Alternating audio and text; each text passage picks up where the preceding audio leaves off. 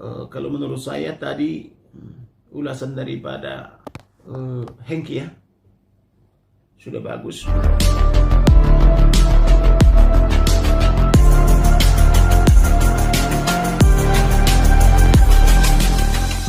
Kalau menurut saya tadi ulasan daripada Hengki ya sudah bagus. Dia mencantumkan juga undang-undangnya, peraturan-peraturan lainnya, termasuk peraturan Menteri Kesehatan dan undang-undang. Saya pikir dia betul-betul dia ahli. Tapi berbeda dengan Dr. Richard Lee, seperti dia berdagang sesuatu, mungkin supaya dagangannya laku dengan cara yang lain dijelek-jelekkan gitu. Menurut saya sih, kebetulan juga ada klien saya juga, bos daripada skincare dari Makassar. Tidak elok lah begitu ya. Tapi bagusnya pemerintah mengeluarkan suatu peraturan bahwa skincare yang bagus itu adalah persentasenya bagaimana.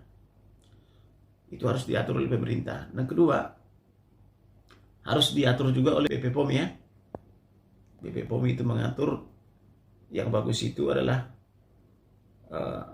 kadar merkurinya segala macam diatur sehingga masyarakat juga transparan, dan sehingga kalau ada penyimpangan daripada itu polisi bisa langsung melakukan penyitaan atau membuat laporan model A. Kemudian pemerintah juga bisa mengatur indikasi lainnya termasuk tadi merkuri dan sebagainya supaya diatur sehingga masyarakat tidak bimbang. Masa negara sudah 79 tahun ini masyarakat masih bimbang yang mana yang betul gitu loh. Dan kedua, yang ketiga, ini juga terjadi seperti menjelek-jelekkan profesi yang sama.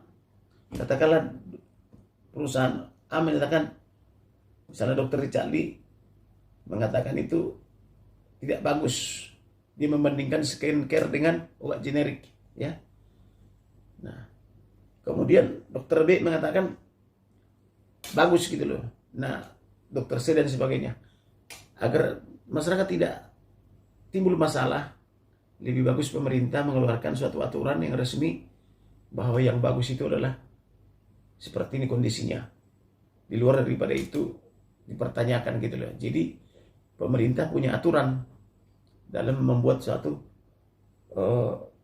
aturan main, apalagi ini kan yang menggunakan kan perempuan ya, di mana penduduk Indonesia itu 2/3 adalah katanya perempuan, dan perempuan itulah pengguna skincare atau obat-obat sejenis gitu loh. Pilihan dari sebuah skincare. Makanya banyak skincare luar negeri itu kualitasnya memang nendang banget. Bagi kalian semua yang pernah pakai skincare luar negeri harga 3 juta sampai dengan 10 juta, kalian pasti nggak pernah ngerasain kayak beruntusan, panas pada wajah, ketergantungan. Tapi skincare luar negeri rata-rata tuh nggak mencerahkan. Karena orang luar negeri itu biasanya butuhnya anti-aging. Aku di sini buat skincare yang fokusnya pada mutu dan kualitas. Pada akhirnya pilihan ada di tangan kalian. Kalian mau pilih yang generik atau pilih yang bermerek. Tapi yang jelas di semua negara, semua orang tahu bahwa ada mutu, ada kualitas, pasti ada harganya.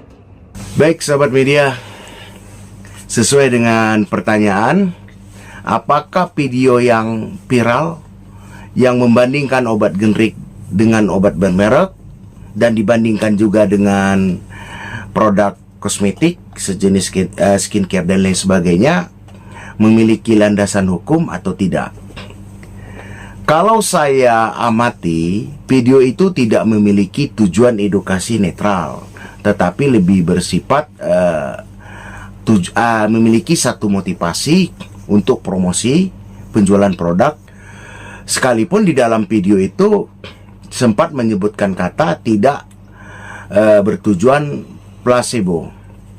Namun video itu dimungkinkan dapat menimbulkan spekulasi atas pemahaman kualitas obat generik dan dikhawatirkan akan melahirkan asumsi multi interpretasi yang liar dikarenakan pemerannya melihatkan contoh produk ya mulai dari video awal sampai video akhir. Seharusnya kalau membuat video edukasi dan promosi, pembandingnya itu harus apple to apple atau pembanding yang fokus dengan produk sejenis. Obat generik ini kan memiliki standar kualitas kesehatan.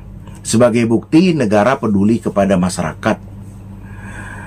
Dan kehadiran obat generik telah banyak membantu jutaan pengguna dengan harga terjangkau. Bahkan peredarannya pun diatur dan dikontrol oleh beberapa perangkat hukum seperti peraturan pemerintah, peraturan menteri maupun undang-undang. Obat generik ini memang tidak mencantumkan merek secara khusus karena ketentuannya diatur pada Peraturan Menteri Kesehatan RI tentang perubahan atas Peraturan Menteri Kesehatan tentang pencantuman nama generik pada label obat ya. Nah, selain apa yang saya sebutkan, obat generik juga banyak diatur oleh perangkat hukum lainnya seperti Peraturan Menteri Kesehatan RI tentang kewajiban menggunakan obat generik di fasilitas kesehatan pemerintah. Juga diatur pada keputusan Menteri Kesehatan RI tentang perubahan formularium nasional. Juga diatur pula pada Undang-Undang Nomor 17 Tahun 2023 tentang kesehatan, termasuk Peraturan Menteri Kesehatan RI Nomor 72 Tahun 2016 tentang standar pelayanan kefarmasian di rumah sakit. Termasuk ada lagi peraturan perubahan penggolongan, pembatasan dan kategori obat.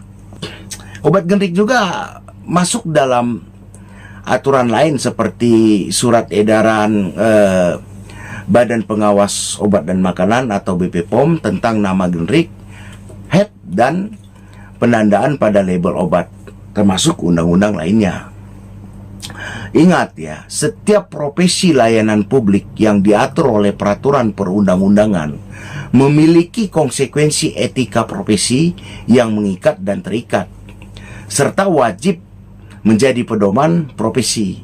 Dan di setiap undang-undang yang diberlakukan memiliki azas ius constitutum atau hukum positif.